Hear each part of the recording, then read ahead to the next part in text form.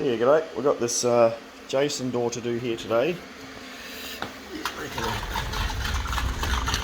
Horrible old scraping noise.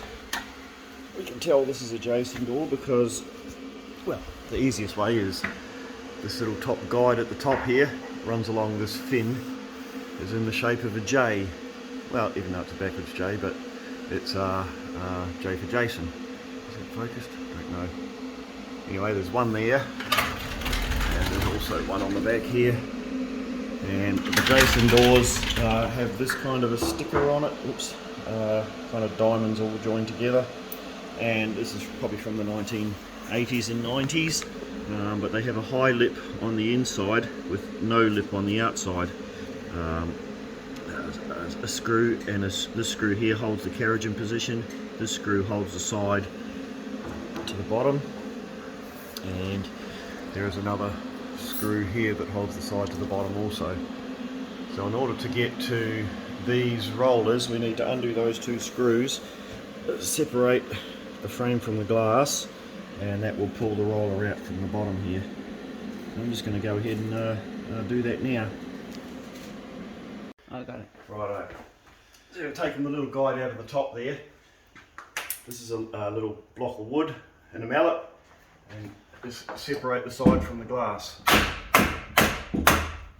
Be careful. It is glass. Pull the rubber out. And out comes the old roller. So just one thing to be aware of when we remove the screw that holds the side to the bottom. If this is badly corroded, if the screw head breaks off when you're trying to unscrew this, you'll be able to separate the frame from the glass, but if this screw head has broken off, this rest of this screw is stuck in the screw flute, then it becomes a major kerfuffle. In order to get that there out, we have to take the screen door out, have to take the fixed panel out, then we've got to separate the frame from the glass to try and get that broken bit of screw out of there, and it becomes a major kerfuffle. So you just have to be very careful. If this screw doesn't come undone, don't try and force it too hard. Okie dokie, so we've redressed the track, which I've got on another video. Just got rid of the undulations along the length of the track there, given that a vac and a clean out. Now we're just going to put the side frame back onto the door again. So this is a side frame. We've taken the old roller off. This is the original one from back in the 80s. I don't think you can buy these ones anymore, but we actually use this one here. This is a 1090. You can buy these off the shelf at Bunnings. The roller that clicks in, clicks out of here, that's a 4140. So what I've also done on here is just taken a little 45 degree off each side of the bottom of the frame here, so that if it does go back in and the roller loses its edge, it's not going to gouge away at the edge of the track there. So we just simply, these two little wings here are quite springy, so we just hook that over there like that. Make sure you get the washer on the right side. Bring that in, and that's ready to go back in now. I don't know if you can see those little wings in there. That's it. So ready to go back in now. So you'll notice up the top here it's curved, and also down the bottom here it's cut with a curve, and that curve fits over this curve here, and also this curve here. So you do have to be a little bit careful. If this doesn't line up with the curves properly, you'll either pop the top off, in which case it becomes a major kerfuffle and you have to take everything out and start all over again. And when we're putting it on, if they don't quite line up here correctly, as you're popping the side back on with the mallet, if it doesn't line up, this bottom section could potentially slide along the the rubber seal here and pop this back end off. So we just get our little knock block, the one that we use to take the side off, and pop that in the back of the track there like that, and bring the door back to it, and that stops that from popping off the back there. So we'll just pop this side back on again now. So just bring this across, make sure you get that little fin at the top over the thing there, bring this in, pop it on at the top. I stick my finger in here to make sure I can feel for any movement. At the same time, you got to get this roller in the bottom sill section. So hold it up and just lift it ever so slightly and get that roller to go in there like that. Make sure the, where are we? The grooves are over. Yep. And now we just simply attach it back onto the glass. Just like that.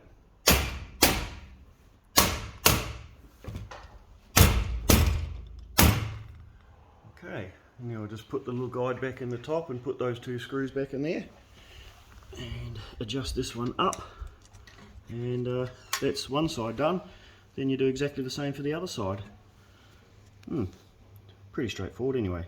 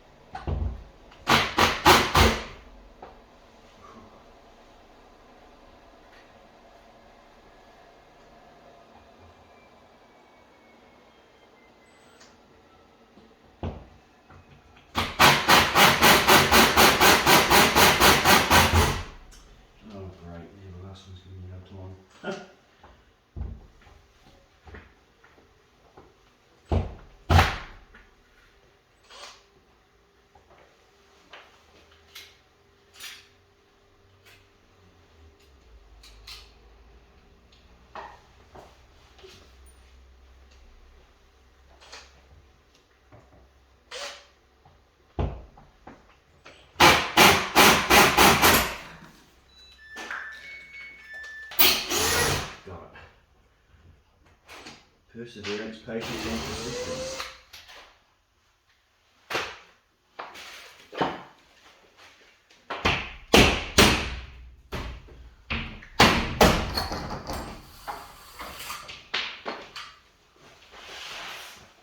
Make sure the rubber is on the glass properly. If it's off and you get a bulge, break the glass, punch point.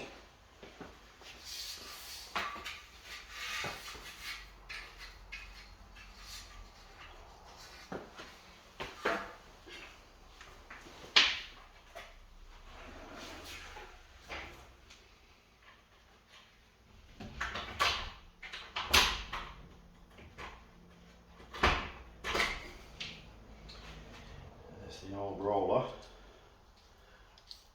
pretty rusty.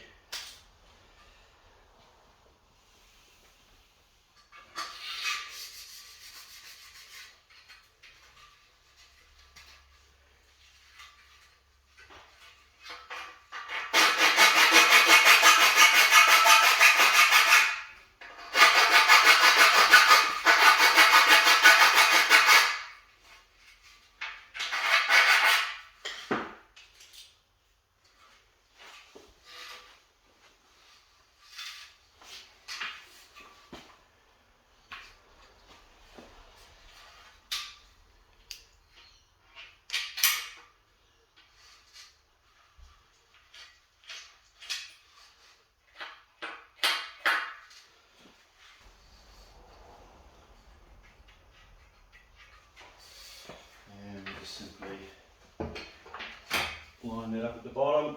Make sure it goes in at the top. I stick my finger right in there, be careful, it might pinch. Just give it a wee push. Be careful that top doesn't pop off. And just give it a wee tap. And in it goes. If everything's lined up correctly, and bang it on with the hammer. Rubber mallet, not a hammer. That's it. Put the screws back in, realign it. Smooth sliding door.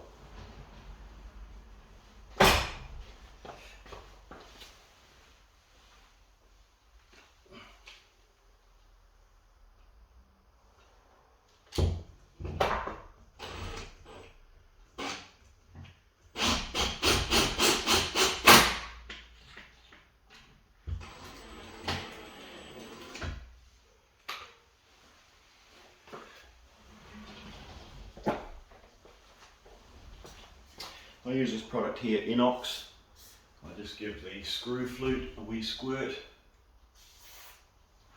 so that in the future, if we ever need to pull it apart again, it just makes it easy.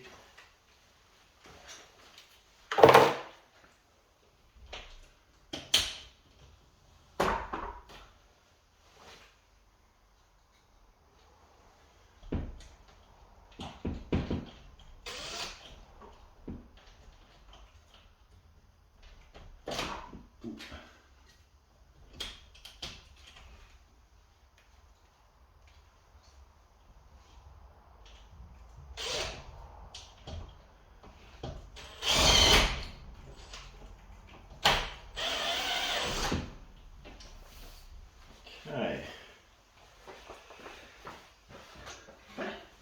So yeah, see we have a smooth sliding door. Ooh. Now, final step, check the alignment. The door is meeting at the bottom there, but as it comes up, there's a gap. So that means we have to raise the back roller up a little bit. It's just a matter of turning the adjustment screw here, a couple of turns clockwise, and that'll bring it up. Okay, so clockwise, raise that up a little bit, check the alignment.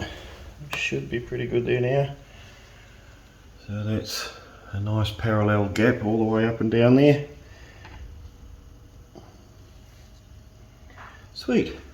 Okay, so we've checked the alignment's good. The other thing we just need to check is this lock here. There's two little prongs that stick out. You can see that, yep, there they are. There's a little prong here and here. So they need to go into the keeper. This is the keeper, so when the door is closed, that lines up correctly there. And the little bit goes into the keeper. That's what stops the door from being lifted out. And also, just a final thing, check to make sure the parrot beak hook is engaging with the keeper. So there is an adjustment behind here that you can take this faceplate off and undo the screw and move the parrot beak hook in and out. And there is also, take these couple of screws here off, you can take this faceplate off, and behind here there's also an adjustment so you can raise the keeper up and down to get all this to realign again. But in this case, this just lines straight up. Thank you. That's because it's a Friday. Anyway, handy hardware hint again. Thank you very much. And that's that door done. Just got to put the patio bolt back on and mission accomplished. Good luck.